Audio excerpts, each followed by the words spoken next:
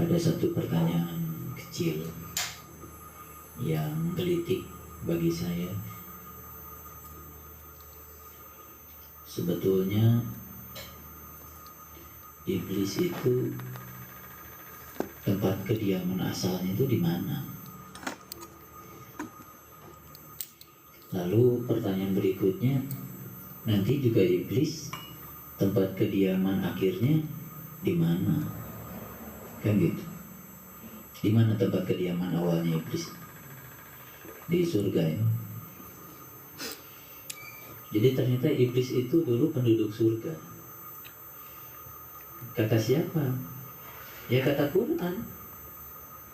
Kan di Quran itu surat Al-Hijr itu ayat 34 Allah mengatakan, Qala, Allah berfirman, fakhruj minha fa innaka rajim. Fakhruj minha, keluarlah daripadanya. Nah, di dalam terjemahan Departemen Agama, nya itu adalah surga. Keluarlah daripadanya. Berarti keluar dari mana? Keluarlah dari surga. Fakhruj minha fa innaka rajim, sesungguhnya kamu terkutuk. Mungkin kita selama ini kan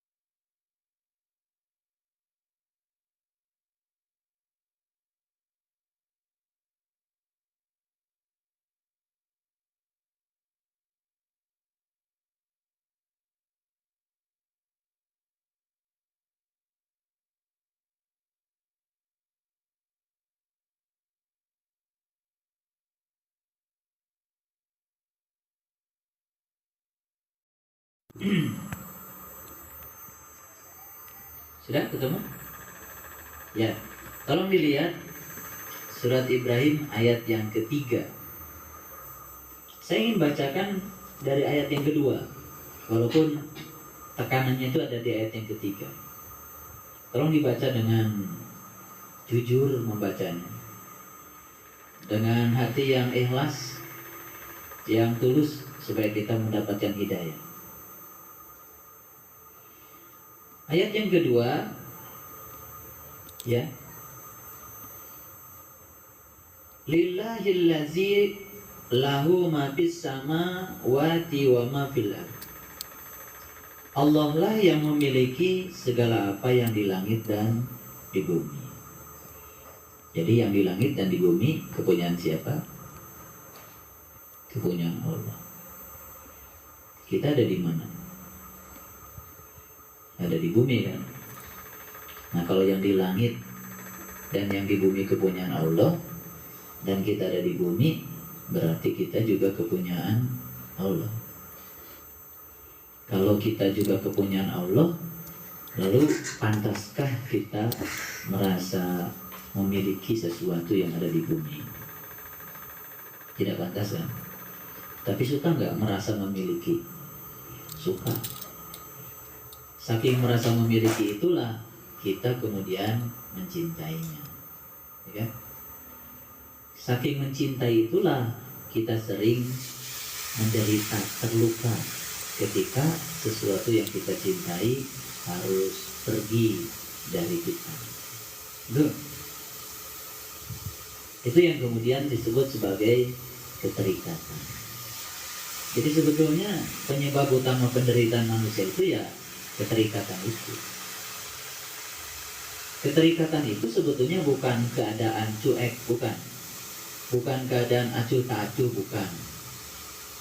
Keterikatan itu sebetulnya bisa diartikan kita menjalani hidup dengan serius, mengerjakan apapun dengan serius, tetapi kita tidak pernah memikirkan hasil yang kita kerjakan. Karena keterikatan itu biasanya bukan di proses. Keterikatan itu biasanya adanya di hasil akhir. Sehingga sering mengganggu proses ketika kita melakukan pekerjaan.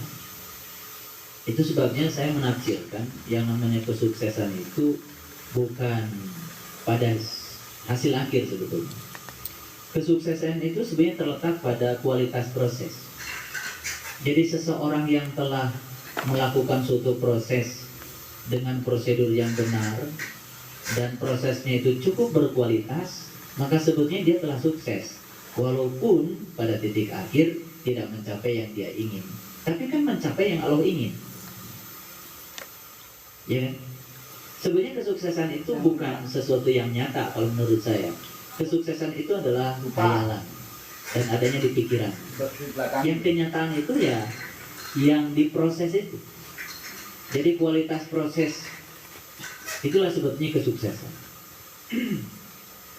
Makanya saya sering mengatakan tidak usah selalu berorientasi untuk menjadi orang yang berhasil, tetapi berorientasi untuk menjadi orang yang bernilai. Nah, nilai kita itu adanya di proses. Sama seperti kita memandang kehidupan. Ketika orang ditanya berapa deposito Anda, kemudian dia jawab sekian triliun misalkan. Lalu sebagian orang mengatakan, oh Anda sukses karena telah mengumpulkan sejumlah uang yang begitu besar. Tapi ketika dia ditanya, pernahkah Anda berbagi dengan apa yang Anda dapat? Ternyata dia tidak berbagi, terus saja mengumpulkan. Sebetulnya dalam ukuran spiritual, dia itu sebenarnya tidak sukses. Justru yang sukses itu yang hari ini tidak punya apa-apa, tetapi akibat apa-apa yang Allah berikan padanya telah dibagi oleh dia. Itu sebetulnya keberhasilan hidup. Karena dia telah menjadikan hidup ini begitu bernilai. Makanya kalau kita lihat para nabi, para suci, ya orang-orang yang telah luhur spiritualnya itu, hampir dikabarkan tidak ada orang yang meninggalkan harta yang berlebihan. Tapi yang dia tinggalkan itu adalah nilai-nilai kehidupan yang luar biasa, yang abadi. Orang yang meninggalkan harta yang banyak, itu ya 40 hari juga udah habis. Tapi orang yang menghadiahkan nilai-nilai kehidupan, tengoklah Nabi Muhammad gitu ya. Tengoklah, mohon maaf, saya mengambil contoh yang lain, Bunda Teresa. Tengoklah misalkan yang lain, yang Mahatma Gandhi misalkan. Bagi saya itu orang-orang yang luar biasa. Beliau telah melahirkan statement-statement yang begitu bernilai. Satu kalimat saja yang diluncurkan oleh orang suci begitu menenangkan ketika kita membacanya atau ketika kita mendapatkan kalimat itu. Bukankah itu merupakan suatu nilai? Dan nilai itu ternyata abadi, tidak pernah hancur ya, oleh ruang dan waktu. Itu. Oleh karena itu maka sekarang ini tugas kita adalah bukan mengumpulkan berapa banyak yang kita kumpulkan. Spicy McNuggets favoritmu kembali lagi. Ditambah Thai sweet chili.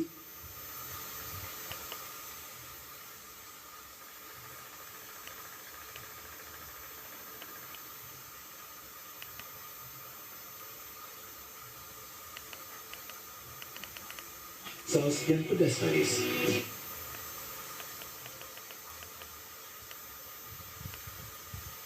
Memang pasti bikin pengen balik lagi. Menu Spicy McD, pedasnya bikin balik lagi. 30 tahun toko ini berdiri. Saatnya berubah menjadi lebih. Dari A sampai Z, berikan banyak solusi. Dari sini bisa lebih. Asko. Tetapi bagaimana kita menciptakan nilai-nilai kehidupan yang nilai itu menjadi abadi bagi diri kita dan juga bagi orang lain, sehingga hidup kita tidak berorientasi pada berapa banyak yang kita kumpulkan, tetapi berapa banyak yang kita bisa bagikan. Berapa banyak yang membuat kita bahagia, bukan, tapi berapa banyak yang bisa membuat orang lain bahagia.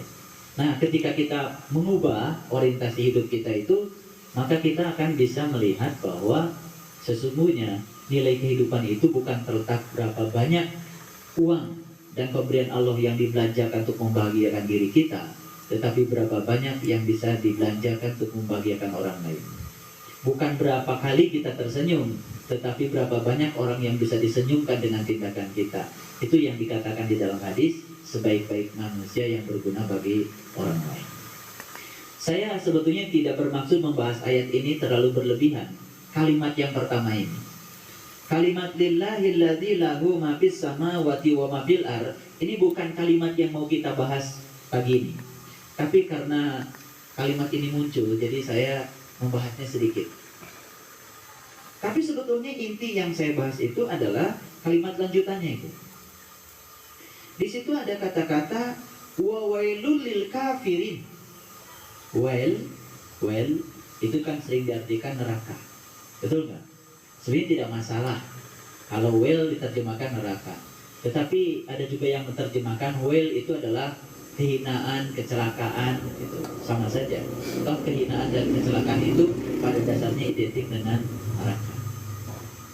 Nah, kalau kata neraka ini diekstrapolasi pada pemahaman yang lebih luas lagi, sebenarnya neraka itu yang selama ini diidentikan dengan nar, dengan api, pada hakikatnya sebenarnya neraka itu ya segala perwujudan yang buruk, segala perwujudan yang tidak menyenangkan, semua penderitaan, kesedihan, penyesalan yang berbau negatif itu sebetulnya bisa berkategori neraka.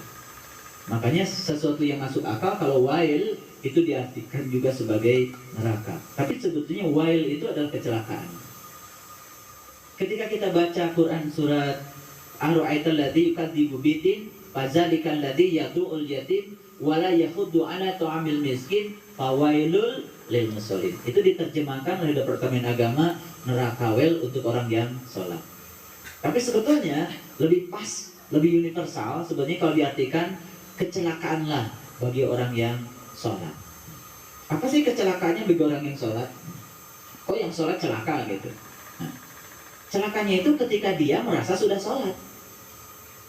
Kecelakaannya itu ketika dia merasa sudah mengabdikan diri kepada Allah. Kecelakaannya itu dia merasa dirinya sudah soleh. Padahal sebenarnya dia belum sholat. Dia belum mengabdikan diri kepada Allah. Sholatnya itu hanya sibuk memikirkan yang dia tahu, yaitu urusan-urusan duniawinya. Itu yang menyebabkan dia celaka. Gitu. Sebenarnya di dunia juga kecelakaannya sudah kelihatan. Apalagi kelak di akhirat. Nah, saya lebih lebih senang mengartikan wa wailul lil kafirin, kecelakaan bagi orang-orang yang tertutup. Ya, tertutup penglihatan kolbunya. Kenapa? Ya. Min azabin syadid. Nah, di sini ada kata-kata karena siksaan yang sangat pedih. Nah, biasanya kalau dengar kata-kata siksaan yang sangat pedih, lalu pikiran kita kan neraka. Dan neraka itu katanya nanti kan gitu. Padahal sebetulnya kecelakaan itu sudah ada sekarang. Kecelakaan itu sudah ada sekarang. Yang wujudnya itu adalah penderitaan batin, penderitaan jiwa. Cuman penderitaan jiwa ini sekarang ini masih ada kompensasinya. Karena dia masih mendapatkan seolah-olah kebahagiaan-kebahagiaan yang non jiwa, yang disebut dengan kebahagiaan dunia. Kan gitu. Jadi di pergantian akhir tahun, ya dari tahun 2011 ke 2012, ya malam itu kan menjadi malam yang sangat luar biasa, sehingga setiap orang tuh merayakannya dengan upacara-upacara yang pada dasarnya sebetulnya tidak menimbulkan nilai. Jadi semua kota kabupaten itu saya dengar menginvestasikan uang ratusan juta untuk melakukan suatu upacara, mengumpulkan masyarakat untuk hiburan di balai-balai kota. Ya, ada karaokean, ada bakar petasan, ada bakar kembang api, dan itu ternyata jumlahnya itu ratusan juta. Jadi kalau satu kota kabupaten saja kecil-kecilan untuk acara itu 500 juta, itu kecilnya ya, kecilnya. Kalau saya baca di koran itu sampai miliaran. Ya, itu di seluruh Indonesia berapa kota kabupaten yang pada saat yang sama membakar kembang api dan petasan untuk merayakan pergantian tahun, bukan muhasabah, bukan mengevaluasi diri apa yang kita lakukan tahun kemarin, tindakan apa yang kita ciptakan, kita imajinasikan untuk membangun tahun depan menjadi lebih baik. Subhanallah. Jadi kemarin di Jambi dan Padang itu berkumpul jemaah kita, semuanya di situ, dan juga dari berbagai elemen masyarakat. Saya memulai untuk wirid agung itu jam 10 malam, dan setelah jam 12, begitu pas jam 12 itu pas ketika membaca kalimat la haula wala quwata illa billahil aliyil azim. Saya matikan lampu dan kemudian saya merasakan seperti ada sebuah sensasi yang luar biasa.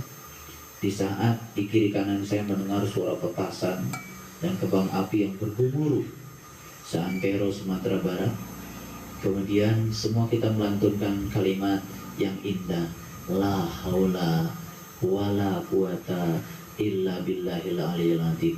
Dan kemudian semua sajak muhasabah, dan saat itu semuanya menangis histeris, karena ternyata di saat kita pasrah total kepada Allah, Allah membukakan pintu kolbu kita luar biasa, dan semua orang yang ada di situ menyaksikan ruangan gelap itu penuh dengan bintang-bintang.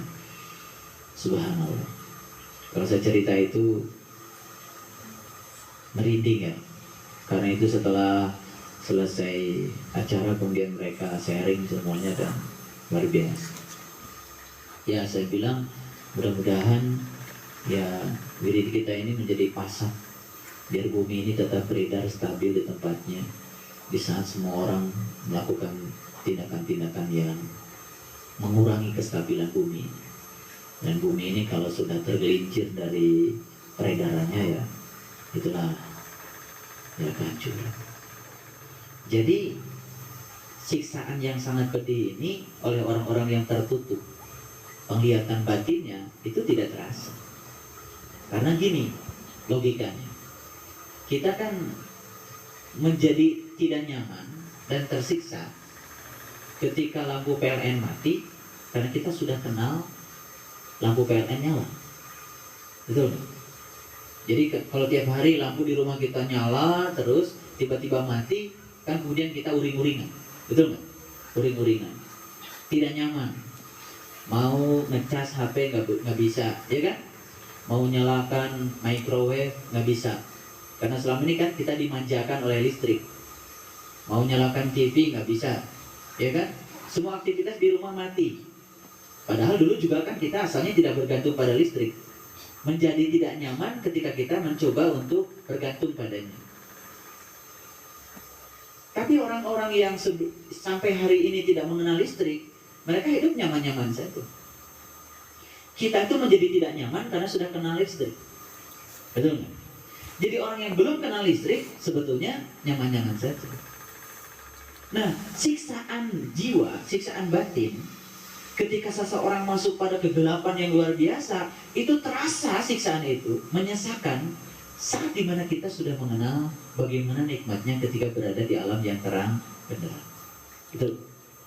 Nah, tetapi mereka yang sampai hari ini tidak merasakan nyamannya di alam yang terang benderang, mereka gelap-gelapan tidak masalah. Padahal itu suatu siksaan sebetulnya. Nah, cuman siksaan itu dialihkan dengan kesenangan-kesenangan duniawi yang bisa mereka ciptakan. Bakar kenang api, bakar itu, ya karaokean, macam-macam. Saya tidak mengatakan karaokean salah. Tidak. Tetapi kalau misalkan sudah melampaui batas kan jadi ujungnya hura-hura kan gitu. Kemudian ayat berikutnya, tolong diperhatikan, ya. Kenapa orang itu mendapatkan siksaan yang pedih? Kenapa orang yang tertutup itu mendapatkan siksaan yang pedih? Kemudian Allah mengatakan, alladzina yastahibbunal hayatud dunya. Penyebab utamanya itu sebenarnya cuma satu, yaitu menyukai. Sebenarnya kalimat yang dipakai itu yastahibbu. Nah, yastahibbu itu sebenarnya mencintai. Ini bukan sekedar menyukai ini, yaitu orang-orang yang lebih mencintai sebetulnya kehidupan dunia daripada kehidupan akhirat, ya. Alladzina yastahibbunal hayatad dunya 'alal akhirah. Gitu. Nah, kalau kita baca kalimat yang berikutnya, wa yasudduna an sabilillah wa yabghunaha iwaja. Nah, yang berikutnya adalah menghalang-halangi jalan Allah dan menginginkan jalan Allah itu bengkok. Dan yang terakhir, ulaika fi dhalalim ba'id, mereka itu berada dalam kesesatan yang jauh. Dolal itu sesat, ba'id itu artinya jauh. Kan gitu. Ba'id sudah jadi bahasa Sunda kan? Ba'id gitu ya. Para ra'id kan gitu. Sudah jadi bahasa Sunda, itu dari bahasa Arab. Bahasa Arab itu ba'id itu artinya jauhnya jauh banget gitu. Nah, sesat saja sudah bahaya, ini sesatnya itu sejauh-jauhnya sesat. Jadi kalau kira-kira kalau sesat yang dekat tuh kayak gini, mau ke Miskatul Anwar tapi masih putar-putar di sekitar Bandung, itu sesat juga sih, cuman mending gitu, udah Bandung. Nah, ini mau ke Miskatul Anwar di Cimahi tapi masih putar-putarnya di ujung Pandang kira-kira, atau masih putar-putarnya di sana di Afrika misalnya. Ini sudah ba'id ini, ba'id. Saya cuma ingin membedakan sesat yang biasa dengan sesat yang ba'id, sesat yang amat jauh. Nah, sekarang kita takar dulu diri kita. Kita takar diri kita. Ternyata di ayat ini dikatakan orang-orang yang mencintai kehidupan dunia lebih daripada kehidupan akhirat. Satu, itu saja sudah termasuk sesat yang sejauh-jauhnya sesat. Ya kalau kita menakar semuanya, ayat ini diterapkan pada kehidupan kita. Siapa di dunia yang tidak sesat? Kalau sesat itu salah satu cirinya adalah mencintai kehidupan dunia lebih daripada kehidupan akhirat, siapa di dunia yang tidak sesat? Betul kan? Ini Quran. Salah satu ciri sesat yang sejauh-jauhnya sesat adalah orang yang mencintai kehidupan dunia melampaui kehidupan akhirat. Saking cintanya pada dunia, selama dia mendapatkan kebahagiaan jasmania, siksaan ruhania yang azabin syadid gak kerasa. Sebetulnya siksaan Allah pada wilayah ruhania itu hanya akan dirasakan oleh orang-orang yang sudah mengenyam kehidupan ruhania itu kayak apa nikmatnya. Ketika tidak mendapatkannya, baru dia akan tersiksa. Yang belum mendapatkannya tidak merasa tersiksa. Makanya, ya, ini bedanya antara orang yang tertutup dengan orang yang terbuka. Nah, apa sih maksudnya saya bahas ayat ini? Kan tadi kita sedang bicara setiap ada kata-kata sesat, apalagi sejauh-jauhnya sesat, neraka, macam-macam, selalu dikaitkan dengan iblis kan? Betul? Nah, sekarang saya mau tanya, sebenarnya iblis itu sebenarnya siapa? Dulu pernah di surga kok. Betul nggak? Cuman gara-gara memperkarakan waktu ditanya sama Allah, kenapa kamu nggak mau nyembah Adam? Iblis bilang, karena Adam diciptakan dari tanah, sedangkan aku diciptakan dari api. Bagi iblis, tanah dan api sesuatu yang berbeda. Menjadi berbeda karena yang dia lihat itu sesuatu yang bersifat lahir. Nah, kenapa manusia membeda-bedakan satu dengan yang lain? Kenapa? Karena dia masih terjebak di wilayah lahir. Lahir itu beda. Merah dengan kuning beda. Betul nggak? Orang yang pakai baju bagus dengan orang yang pakai baju kurang bagus, bagi dia beda. Yang sepatunya lecak dengan sepatunya perlente, bagi dia beda. Yang badannya tinggi dengan yang rendah, bagi dia beda. Yang badannya putih dengan badannya hitam, bagi dia beda. Selama kita masih ada di wilayah yang bersifat jasmanian, yang muncul itu adalah kebiasaan membeda-bedakan. Jadi yang suka membeda-bedakan manusia satu dengan yang lainnya, berarti menurut Quran secara hakikatnya dia sebetulnya iblis. Nah, kita akan bicara iblis lebih dalam lagi. Karena iblis itu kan sebetulnya di kejadian awalnya itu dia terusir dari surga. Kalau terusir dari surga, sebenarnya iblis ada di mana? Di luar surga. Betul nggak? Di luar surga. Ya kalau mau disebut luar surga itu neraka juga boleh. Betul. Yang jelas kalau dia terusir dari surga, kita pasti dan yakin dia sekarang keluar dari surga. Berarti sedang ada di luar surga. Betul nggak? Nah, di luar surga. Kenapa dia keluar dari surga? Karena dia itu masih membeda-bedakan. Jadi sebetulnya kalau kita pakai ayat ini diekstrapolasi pada kehidupan, siapa saja yang dalam kehidupan masih membeda-bedakan, iblis. Dia sholatnya begitu, saya sholatnya begini. Dia sholatnya pakai kunut, saya tidak. Dia tahlil, saya tidak. Yang sibuk di wilayah gitu. Sebetulnya kalau pakai ayat, hakikatnya jadi ya. Ini saya bicara lebih jelas lagi nih. Mau saya jelaskan ayatnya. Jadi kalau kita masih sibuk, dia beda dengan saya, mau mencintai orang lain karena beda agama, masih membeda-bedakan satu dengan yang lain karena aspek-aspek lahir, aspek agama, aspek keyakinan, aspek suku, ya kan? Aspek kulit, ya kan? Aspek budaya, aspek kekayaan, aspek ada tidak ada. Ya dunia seperti ini. Kalau kita melihat, ya itu perbedaan. Nah, ketika seseorang sudah sampai pada suatu titik, di mana di titik itu dia mencapai suatu kearifan, kebiasaan membeda-bedakan itu menjadi hilang. Kalau kita lihat nasi tumpeng, dari awal jalannya beda-beda kan? Karena nasi tumpeng itu kan di bagian bawah diameternya besar, makin kecil diameternya, makin kecil diameternya, makin kecil diameternya, sampai suatu saat tak berdiameter lagi, yang namanya titik di puncaknya.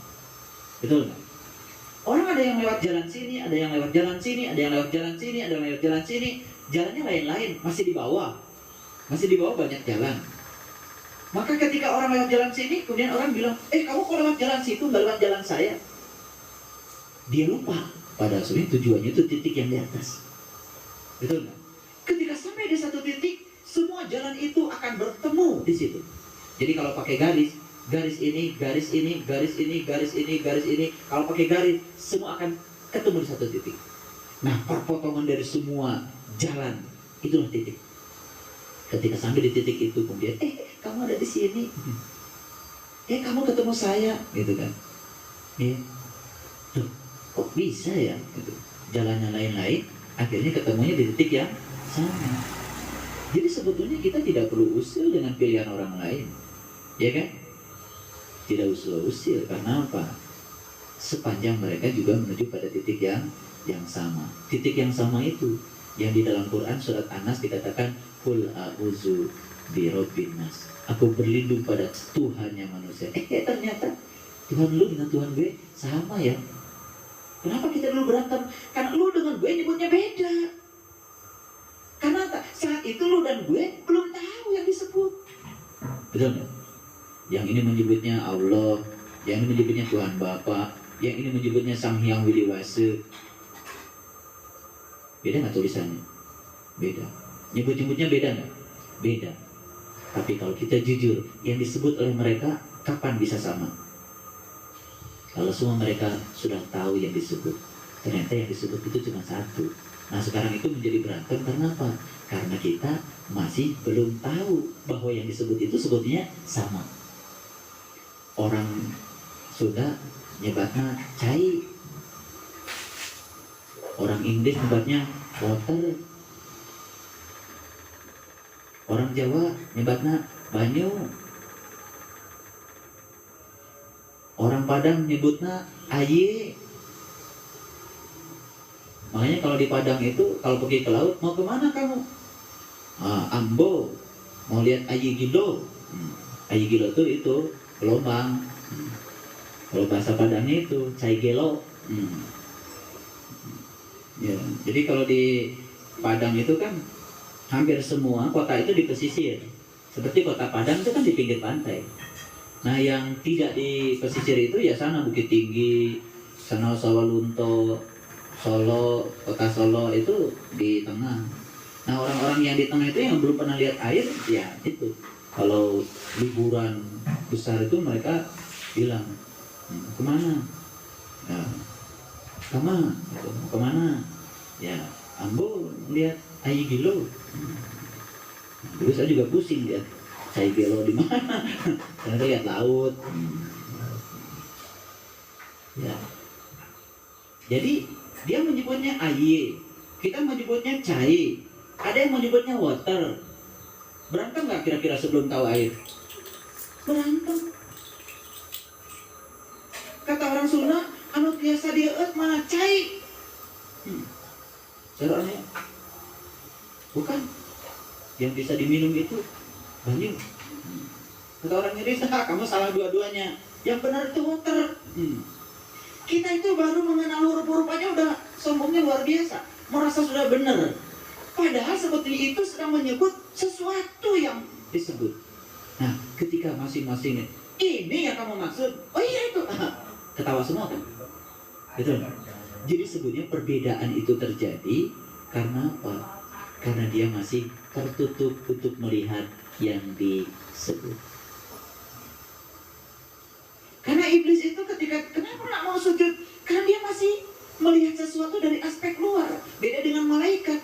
Ketika malaikat disuruh sujud, dia sujud saja. Kan yang dilihat bukan Adam lagi. Yang dilihat hakikat Adam. Karena malaikat sadar. Fa'idha sawaitu wa nafakhtu fi min ruhi. Dan ketika telah selesai penciptaannya, aku tiupkan ruhku. Ditiupkan ruhku. Ditiupkan ruhku pada semuanya. Berarti kalau ruhku ditiupkan pada semuanya, pada masing-masing orang itu ada ruhku. Kalau ada ruhku pada masing-masing orang, apa haknya kita menghinakan orang lain? Karena pada dasarnya kita ini sama. Sebenarnya di situ akan ketemu titiknya. Yang sudah ketemu titiknya akan muncul kearifan. Ya, akibatnya orang akan sibuk untuk menata dirinya ke dalam, ya, dan tidak sibuk lagi menata dirinya keluar. Baik, ini dulu. Salah satu ciri orang yang sesat sejauh-jauhnya sesat apa tadi? Orang yang mencintai dunia, yang melampaui cintanya pada akhirat. Kalau kita mau jujur, kita aja nggak usah ngomongin orang ya. Kita cinta mana pada dunia dan akhirat? Coba duit kita banyakkan dunia, banyakkan akhirat. Waktu kita banyakkan dunia dan akhirat. Pikiran kita banyak dunia dan akhirat.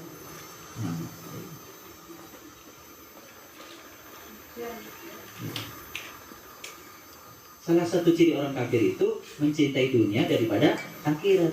Lah bagaimana dia cinta akhirat? Akhiratnya aja belum tahu. Ya kan? Lah akhirat yang mau dicintainya aja belum tahu. Wajar kan kalau dia cinta dunia, tahunya cuma dunia. Kata Quran ini kafir. Itulah sesat yang sejauh-jauhnya sesat. Di dalam Quran surat Al-Ma'arij, ayat yang keempat, disitu kan dikatakan malaikat dan ruh. Disitu dikatakan malaikat dan ruh. Ya. Jadi ketika seseorang itu menggunakan malaikat, malak, tekad untuk mendorong ruhnya keluar dari dunia ini, dia akan masuk pada suatu alam yang hitungannya di situ, satu hari di situ itu sama dengan 50.000 tahun di dunia. Oke, ini saya kasih hitungannya. Berapa sih usia kita? Taruhlah usia kita 60 tahun atau 100 tahun lah, 100 tahun ya, Pendra 100 tahun. Kayaknya nyampe kalau Pendra 100 tahun. 100 tahun kali 365 hari berapa? 100 tahun kali 365 hari berapa? 365. Kan 1 tahun itu 365 hari. Betul nggak? Nah sekarang kita hitung 1 tahun, 100 tahun misalnya usia kita, ya kan? 100 tahun itu berarti 100 kali 365 hari berapa? 36.500 hari. Jadi tolong dicatat, kalau kita itu punya umur 100 tahun, kita hidup di dunia itu berarti 36.500 hari. Catat, Penda catat. 36.500 hari. Saya hitung saja sekarang, dibulatkan. Jadi 40.000 lah. Nggak repot hitungnya. Dikasih bonus lagi. Ya 100 tahun lebih lah. 40.000 hari. Jadi kalau kita punya umur 100 tahun lebih itu, hidup kita di dunia itu berapa? 40.000 hari. 40.000. Nah, Allah mengenalkan kepada kita, kalau kita bisa mendorong ruh kita dengan malak, mendorong ruh kita dengan malak ke suatu alam yang tidak pantas disebut alam, ya tidak pantas disebut alam, maka hitungannya di sana itu 1 hari itu sama dengan 50.000 tahun. Jadi kalau kita ingin menyeimbangkan kehidupan di dunia ini dengan kehidupan di akhirat, berarti kita paling tidak harus memasuki alam itu 1 hari saja. Ini berita gembira tahun baru ini. Saya mau kasih matematika. 1 hari saja masuk sana. Karena 1 hari di sana sama dengan 50.000 tahun di sini. Jadi tadi kalau kita ngitung umur kita 100 tahun lebih, kita tuh 40.000 hari saja. Sedangkan Allah mengatakan 50.000 tahun bukan hari. Kalau kita punya umur 100 tahun saja, itu hanya hidup di dunia ini adalah 40.000 hari, bukan tahun. Betul nggak? Tapi kalau kita bisa sehari saja di sana sehari saja, nggak usah lama-lama, itu sudah sama dengan 50.000 tahun. Nah sekarang saya mau kasih contoh. Kalau begitu 50.000 tahun, ya 50.000 tahun dibagi dengan 40.000 hari, berapa tahun? Tahun dengan hari, berarti harinya harus dikonversi dulu ke tahun. Tahunnya kan 100, betul nggak? 50.000 dibagi 100 berapa? 5.000. Jadi kalau kita sehari saja di sana, di alam sana, itu sudah sama dengan 5.000 kali dari 100 tahun kita hidup di sini. Oke? Perbandingannya. Nah sekarang ini matematika biasa, nggak usah harus punya IQ 140 aja udah cukup mikirin kayak gini.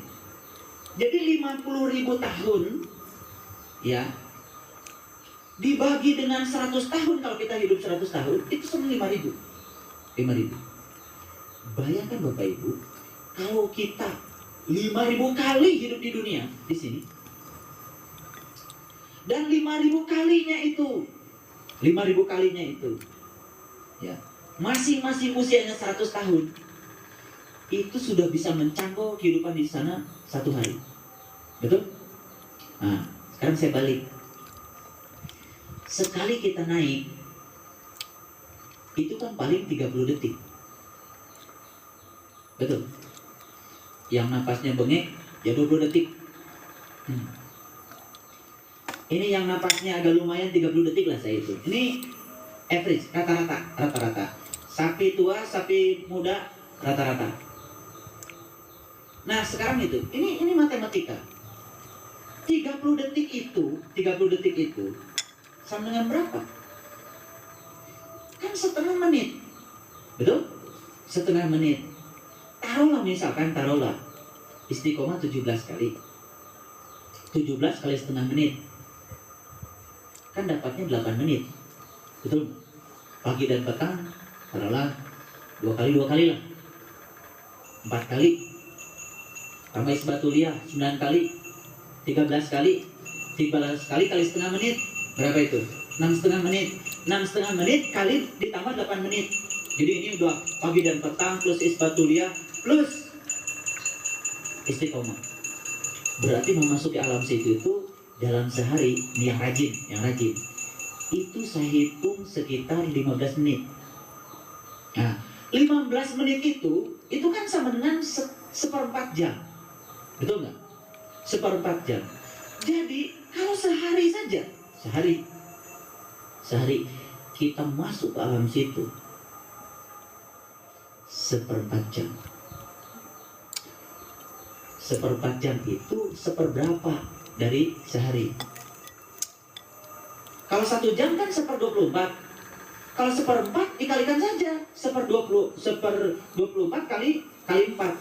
Berarti sekitar 100. 1/100. Ya kan? 1/100. Nah, kalau kita itu punya umur bisa sehari saja di sana, itu kan berarti butuh berapa lama kita melaksanakan itu? Sehari itu kan sebenarnya 24 jam. Sehari itu 24 jam. Tadi kita ngitung, ya, kalau kita sehari itu melaksanakan itu 1/100, ya kan? 1/100 berarti kita butuh 100 hari. Betul nggak? Jadi kalau kita 100 hari saja, 100 hari, terus sehari saja cuman 1/4 jam, itu sudah bisa mengganti yang 1 hari di sana. Dan itu bisa mengganti kehidupan kita di sini yang 5.000 kali. Dan sekali hidup kita di sini 100 tahun. Bayangkan yang umurnya 40 tahun udah mati. Jadi bayangkan oleh ayah anda sama bunda semuanya. Istiqomah 1 40 hari, 120 80 hari, 120 hari, 9 bulan 10 hari, ya kan? Kalau kita hitung sejak kita melaksanakan istiqomah 1 sampai istiqomah yang ke-8, itu sebenarnya berapa hari? 40, 120, 80, 120 tambah 120, 240 tambah 9 bulan 10 hari, ya kan? 9 bulan 10 hari dihitung semuanya. Nah, sekarang jumlahkan. Kita ini cuma perlu waktu. Kalau misalkan kita melaksanakan itu sampai istiqomah 8 itu sekian ratus hari, 1 harinya misalkan dihitung 30 detik sekali naik, ya. Ayo jajan tiram. Duh, mau makan aja sulit. Padahal hidup lagi rumit. Ya ada duit. Bukan, tiga aku sembelit. Perut aku sakit. Sembelit bikin sulit. Minum di kelas teh. Lebih praktis atasi sembelit, gak berbelit. BAB gak lagi sulit. Sembelit gini. Nicholas, biar COVID, bye-bye sembelit. Lega. Nicholas, obatnya orang Indonesia. Dari Paros. Berarti kita asal sudah jumlahnya 1 hari yang di sana, ya kan? Itu sudah sama dengan 50.000 tahun di sini. Tapi sekarang dihitung juga, bukan soal 30 detiknya. Nah, yang nampaknya berapa detik? Persoalan, ini 17 kali 30 detik, cuman sekali nampak. Itu pun cuman beberapa detik, lumayan. Jadi saya ingin membesarkan hati kalau hanya beberapa detik saja. Makanya istiqomahnya diperbanyak. Betul nggak? Kan 100 hari saja tadi udah dihitung matematikanya. 100 hari saja, kalau sehari 1/4 jam dihitung, itu sudah sehari. Ya kan? Nah, cuman yang tadi dihitung tadi itu kan gelap-gelapnya belum dihitung. Yang gelapnya nggak dihitung. Nah, kalau misalkan dari sehari itu 1/4 jam, 15 menit itu dapat terangnya misalkan 4 menit saja. Perbanyak. Jadi sebetulnya kita cuma perlu 1 hari saja di sana. Itu sudah 50.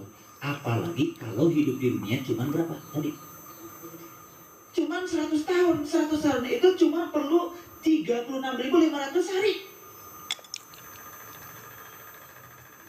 Jadi cuma perlu 1/100-nya saja.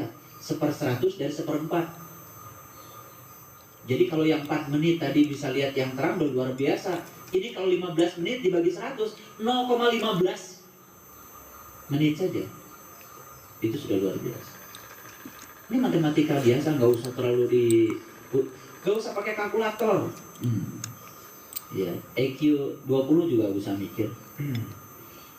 Nah, jadi sekarang ngerti nggak kenapa kita disuruh setiap hari ya minimal pagi dan petang? Kenapa? Karena kita ingin menjangkau alam sana itu untuk menutupi semua kehidupan kita di alam sini yang lebih cenderung pada urusan dunia. Makanya kalau orang hidup di sini, nah sekarang hidup di sini 5.000 kali hidup di sini, masing-masing sekali hidup 100 tahun. Tapi dia kafir terus. Tidak terbuka sama sekali pada alam sana. Mau ditambah berapa ribu kali dia hidup di sini, tetap saja tidak bisa menjangkau yang 1 hari di sana. Jadi maksud saya, itu tujuan saya ngitung tadi. Jadi ya, kalau dia hidup 5.000 kali di sini, hidup mati, hidup mati, hidup mati, hidup mati, sekali hidup dia 100 tahun, tetapi dia tidak terbuka ke alam sana dan belum pernah mendorong malaikat, menggunakan malaikat untuk mendorong ruhnya memasuki alam sana. Itu sesungguhnya ribuan kali dia terlahir ke alam sini, tidak akan pernah merasakan walaupun cuma 1 hari di alam sana. Luar biasa. Makanya ada dapat ilmu ini, ya Allah. Barusan ada yang nyegat saya di luar, baru pulang ngaji. Jamaah kita cuman di sini, jarang gabung dengan kita. Ketika selesai di Jabal Uhud, kemudian dia menyaksikan matahari itu berubah menjadi 4, besar-besar. Sampai dia menggigil. Saya bilang, makanya jangan pernah sepelekan ilmu ini. Waktu malam itu kemarin kita wirid, ada jemaah teriak semua. Setelah itu, Buya, tadi Buya pakai dasi ya? Warnanya merah, bagus sekali. Apaan dasi? Saya pakai baju putih. Saya pakai dasi dari sejak awal, saya pakai dasi warnanya merah. Jadi dia nangis lihat dasi saya. Dasi apaan? Emang saya mau ke kampus saja saya nggak pernah pakai dasi, pakai celana jeans saya. Subhanallah. Selesai upacara, selesai wirid, mereka semua bilang semua ruangan itu kok penuh bintang. Subhanallah. Ini kan janji Allah. Fala uqsimu bima waqi'in nujum wa innahu laqasamu law ta'lamuna adim innahu laqur'anun karim fi kitabim maknun la yamassuhu illa mutahharun. Bintang-bintang itu tidak akan pernah ditunjukkan kecuali pada mereka-mereka yang suci. Makanya yang bisa melihat suci itu, yang nggak bisa melihat itu kotor. Karena kekotorannya nggak bisa lihat. Ada yang bilang, kok saya nggak lihat ya? Ya itulah, koreksi diri. Ada apa? Berarti ada hijab kan? Orang ditunjukkan sama Allah begitu jelas. Dia nggak bisa lihat. Ya. Tapi saya bilang, itulah tanda-tanda Allah yang ditunjukkan pada ibu bapak. Jangan pernah ada keraguan. Jadi setelah wirid agung yang belum tawajuh pun kemudian tiba-tiba daftar semuanya pengen ditawajuh. Baru ikut wirid. Luar biasa. Ya. Jadi itu yang pertama. Jadi orang kafir itu salah satu sifatnya apa? Dia mencintai dunia daripada akhirat. Ya. Nah, makanya kecintaan kita kepada dunia ini sekarang ini sedang dikikis. Dengan cara apa? Kita terus meninggalkan dunia ini. Ya, walaupun cuma beberapa detik kita ada di alam Islam, itu sudah mengalami inadin indallah hil Islam. Jadi sebetulnya inadina indallah Islam itu bukan statement, tapi itu pengalaman. Inadin sesungguhnya intinya alam din. Indallah di sisi Allah adalah kepasrahan. Begitu kita pasrah total sampai kita di alam din, hitungan di alam situ 1 hari sama dengan 50.000 tahun di kehidupan dunia. Makanya kita sering memasuki alam din itu untuk apa? Untuk menyeimbangkan kehidupan kita yang di dunia ini yang lebih banyak disibukkan oleh kehidupan dunia. Makanya kita berpaling sekali-kali ke sana. Hanya diperlukan sekali-kali saja. Ya. Jadi sangat masuk akal kalau di Quran dikatakan inna fatahna laka. Sesungguhnya aku telah memberikan keterbukaan kepadamu. Fathah mubina, yaitu keterbukaan yang nyata. Liyaghfir lakallah ma taqaddama min dambik wa ma ta'akhkhar. Maka aku ampuni dosamu yang telah lalu dan dosamu yang akan datang. Dosa yang lalu diampuni, dosa yang akan datang juga diampuni. Karena apa? Paling lama hidup di dunia 100 tahun. Yang 100 tahun itu hanya bisa dicapai dengan beberapa detik saja di alam sana. Asal kita pernah masuk ke alam sana. Kalau Eyang Guru Ki Ageng Niti-Prana mengatakan, kamu sekali saja masuk alam sana cukup. Apalagi kalau bisa berkali-kali sampai merasa damai dan cinta ada di alam sana. Luar biasa. Nah, sekarang kita teruskan dulu. Wa yasudduna an sabilillah wa yabghuna iwaja. Dan ciri orang kafir yang kedua adalah suka menghalang-halangi manusia dari jalan Allah. Jadi kalau orang rindu sama Allah nggak boleh. Orang pengen ketemu Allah nggak boleh. Lah kita hidup dari Allah, dikasih rezeki dari Allah, segala sesuatu yang ada di tangan kita milik Allah. Kita ini sekarang menggunakan semua fasilitasnya Allah. Apa tidak masuk akal kalau orang rindu pada yang ngasihnya? Betul nggak? Justru kalau Allah mengatakan orang-orang yang gak rindu kepada Allah, tidak mau jumpa dengan Allah, pantas kalau Allah bilang dolalan ba'id, itulah sesat-sesat yang sejauh-jauhnya sesat. Mending kalau dia cuma gak mau ketemu, ini menghalang-halangi orang lain untuk ketemu. Itu dosanya sudah luar biasa. Ini Quran. Ini Quran. Saya bicara agak tegas sedikit karena Quran. Ya. Nah, sekarang tadi kan sebetulnya saya menarik ayat ini karena kita sedang berbicara tadi iblis. Betul nggak? Iblis itu adalah sosok makhluk yang dalam kesehariannya itu masih terjebak oleh membeda-bedakan. Dia menyebutnya air, yang lain menyebutnya banyu, kata dia beda. Itu kan? Yang satu menyebut Allah, yang satu menyebut Allah, beda. Kan gitu? Padahal ketika manusia sampai pada puncak pencariannya, dia akan sampai pada titik kul a'udzu birabbinas. Aku berlindung pada Tuhannya manusia. Ketika sampai di sana, subhanallah. Nah, sekarang kita lihat lagi Quran surat Al-Hijr. Ayat 34 kan tadi. Nah, sekarang tolong baca dulu.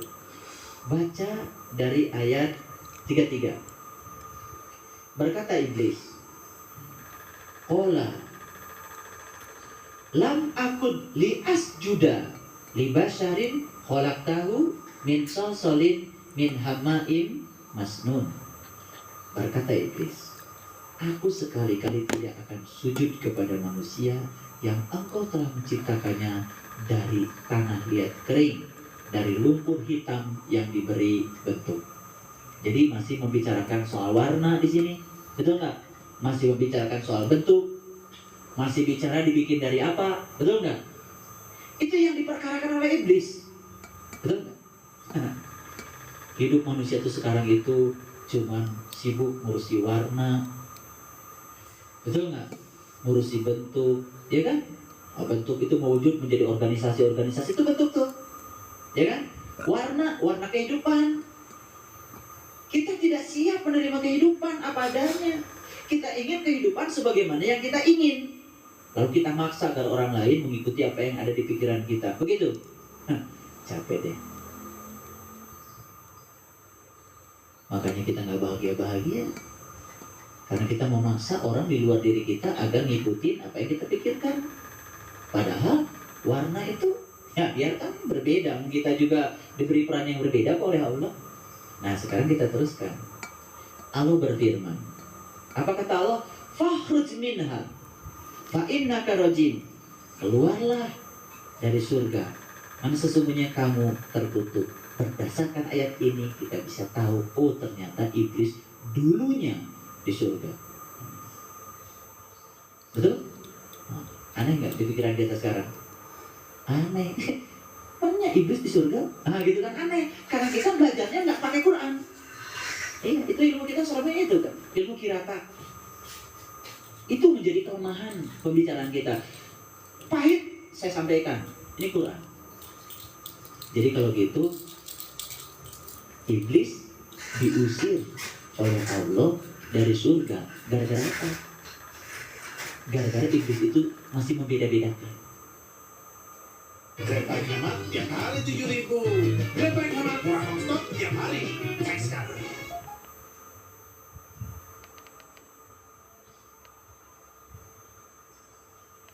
Makanya kalau masih membeda-bedakan, riweuh, pasti awe. Nah, pasti itu ke neraka. Jadi sekarang saya mau tanya, banyakkah iblis? Banyak.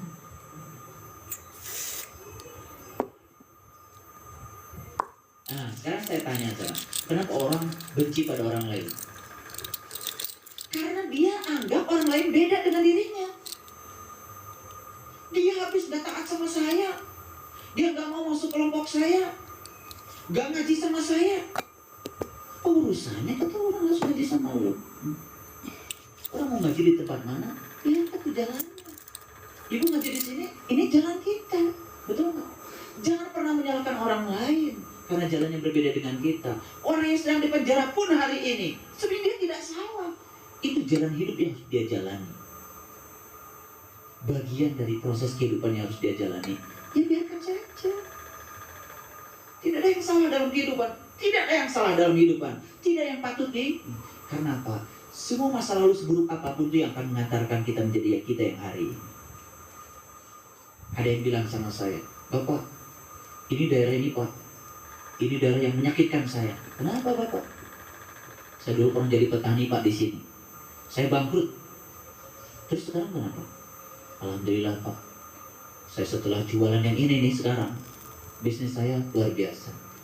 Saya bilang, Bapak tuh bisa jualan itu karena pernah bangkrut jadi petani. Kalau Bapak tidak bangkrut jadi petani, nggak mungkin Bapak jadi jualan itu. Betul nggak? Allah menutup satu pintu dan bukan pintu lain bagi Bapak. Jangan pernah ratapi masa lalu kegagalan.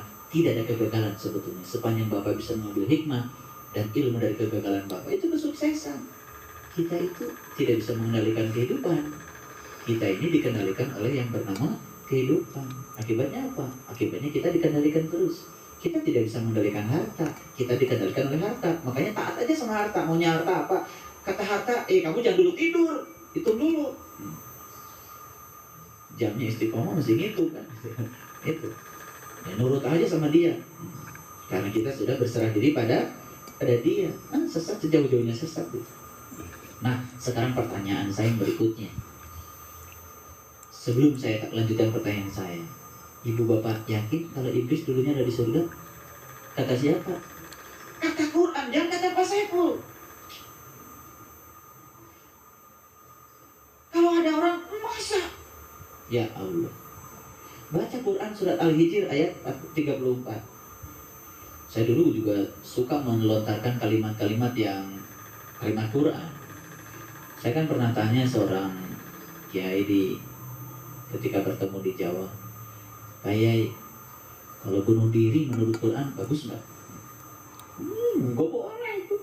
Pasti begitu. Orang belum pernah baca Qurannya. Tadi Quran surat Al-Baqarah dibilang, bunuhlah dirimu. Hal itu lebih baik di sisi Tuhanmu. Ya kan? Iya.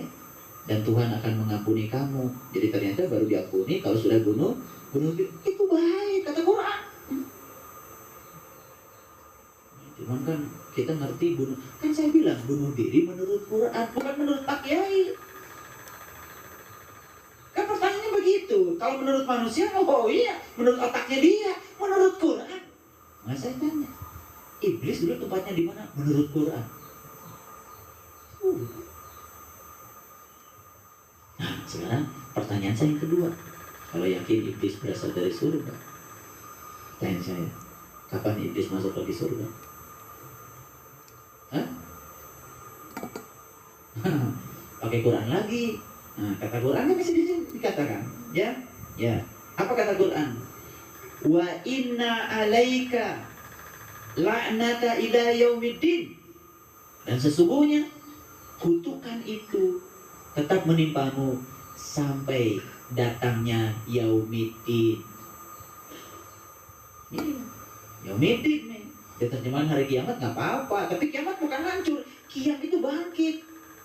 Sampai iblis itu bangkit dari kematian ruhani. Betul nggak? Oh, begitu iblis bisa tawajud, bisa.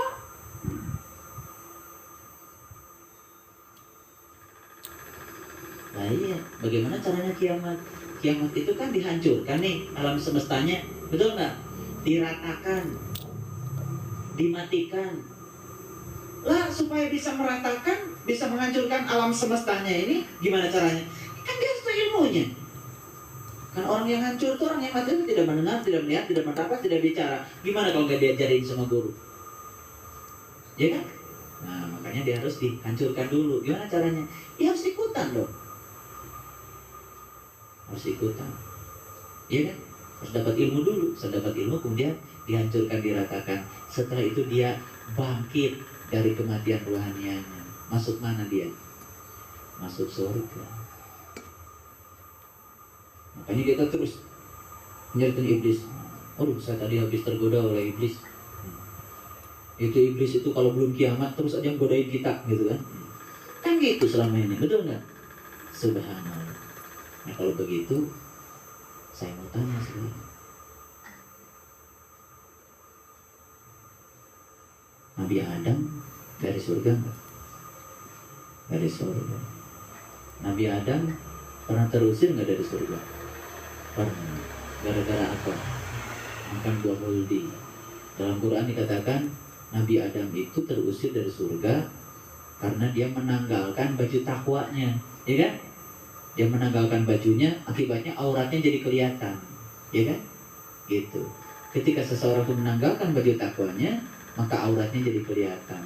Ketika seseorang itu sudah tidak dibajui dengan baju takwa lagi, yang muncul itu adalah kebencian, kejelekan, gitu kan? Nah, kan ada orang yang kelihatan tuh dikit-dikit ngomongin orang, dikit-dikit ngomongin orang. Yang keluar dari mulutnya itu bukan, kan kalau ahli surga di Quran illa kilan salaman salama, yang keluar dari mulutnya itu kan diucapkan damai dan mendamaikan. Ini mencemooh, menjatuhkan, menjelekan. Sebenarnya dia sedang tinggal di mana? Di neraka. Saya mau tanya sekarang, kenapa dia kelihatan auratnya? Karena dia tidak menggunakan baju takwa. Kalau orang yang selalu pakai baju takwa, nggak berani. Mau ngomong aja udah istighfar. Kenapa? Langsung dipakai lagi baju takwanya. Karena takut kelihatan auratnya. Memangnya kalau orang sedang ngomongin orang lain, mencemooh orang lain, menghina orang lain, apa dia menjadi terhormat? Tidak. Dia sedang menghinakan dirinya sendiri. Makanya ketika orang dihina, dia tetap sabar. Itu dia sedang menggunakan baju takwanya. Yang muncul dari dirinya itu kemuliaannya. Nah itu yang dikatakan di Quran itu ya min sya'airillah fa innaha min taqwal qulub. Syiar-syiar Allah itu hanya akan dilahirkan dari takwal qulub, dari kolbu yang takwa. Yang kolbu yang takwa itu adalah kolbu yang sudah menggunakan baju takwa. Baju takwa apa? Ya Allah. Kalau sudah pakai baju Allah, kemudian kita melihat Allah di setiap orang, meliputi semua manusia, dan ruhnya ditiupkan pada semua manusia, kita tidak berani lagi. Nah, jadi kembali lagi, ternyata iblis itu sering terusir dari surga. Tapi iblis juga masih punya kesempatan masuk ke dalam surga. Betul? Asal dia mau mengkiamatkan dirinya. Nah, kalau begitu, siapa iblis itu? Baru jelas dari tadi ngomongin iblis. Dikiranya yang diomongin, ya orang sana itu. Baru jelas. Dari tadi yang diomongin dikiranya di sana, orangnya di sana, ternyata ngumpul di sini.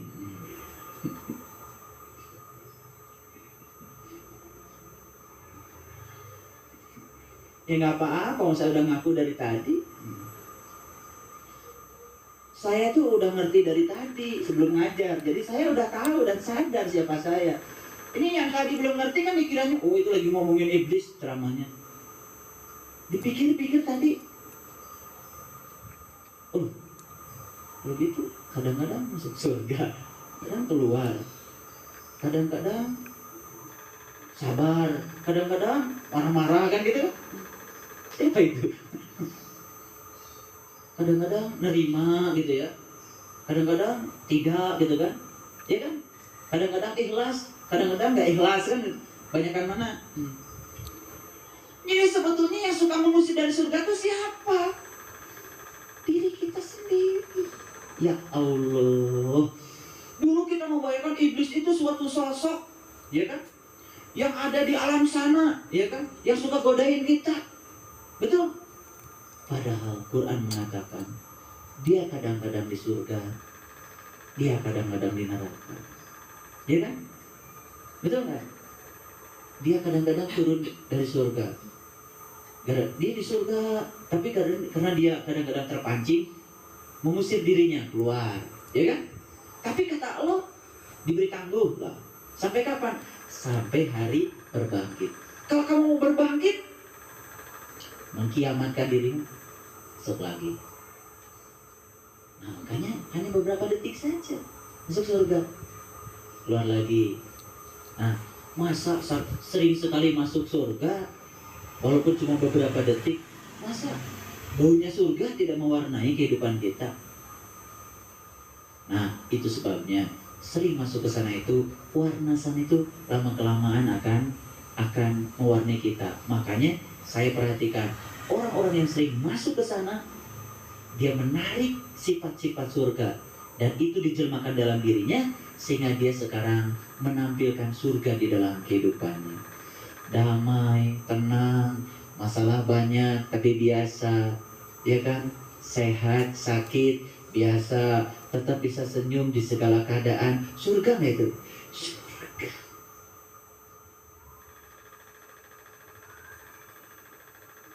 Gitu. Ya. Kapan kita itu? Nah, ini pertanyaan berikutnya.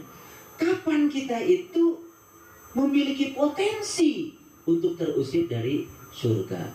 Ketika kita sering membeda-bedakan. Ini uangnya banyak, ini kurang. Ini kaya, ini tidak. Ini naik angkot, ini tidak. Nggak boleh lagi. Ketika kita terjebak pada membeda-bedakan, tidak usah nunggu diusir. Langsung kita akan terusir sendiri. Pusing. Lalu kita coba bandingkan dalam perbedaan itu. Kita bandingkan diri kita dengan orang lain, ya kan? Bandingkan rumah kita dengan rumah orang lain. Bandingkan mobil kita dengan mobil orang lain, ya kan? Bandingkan tinggi kita dengan tinggi orang lain, ya kan? Begitu lihat orang tinggi, saya jadi rendah hati. Karena saya pendek, nah udah langsung beli alat yang di TV itu yang bisa memanjangkan itu kan, langsung tidur langsung panjang gitu kan? Alat apa itu namanya? Ya, pokoknya beli alat itu buru-buru. Kenapa? Stres, gara-gara tingginya kurang ideal kan gitu. Jadi akhirnya hidup itu terus mikirin tinggi badan, mikirin berat badan. Kapan mau berserah diri sama Allah? Betul nggak? Udahlah sekarang terima saja kehidupan ini apa adanya. Kalau masih bisa dilangsingkan, langsingkan, nggak apa-apa. Kalau mau bisa ditinggikan, tinggikan. Tapi jangan terikat pada hasil. Ya kan? Fitness untuk tinggi badan, fitness jangan, fitness untuk sehat aja. Supaya istiqomahnya lancar gitu kan. Oh, kok saya udah ini Pak, tapi tetap perut saya nggak apa-apa. Emangnya kenapa sih Pak Indra aja perutnya kayak gitu, nggak apa-apa. Sehat-sehat saja. Jadi nggak usah. Nah, kita ini kan, nah kenapa? Karena kita itu sering ya terjebak pada tadi kecintaan pada urusan-urusan yang bersifat materi, bersifat fisik. Akibatnya kita pusing sendiri, kita menjebak diri kita sendiri.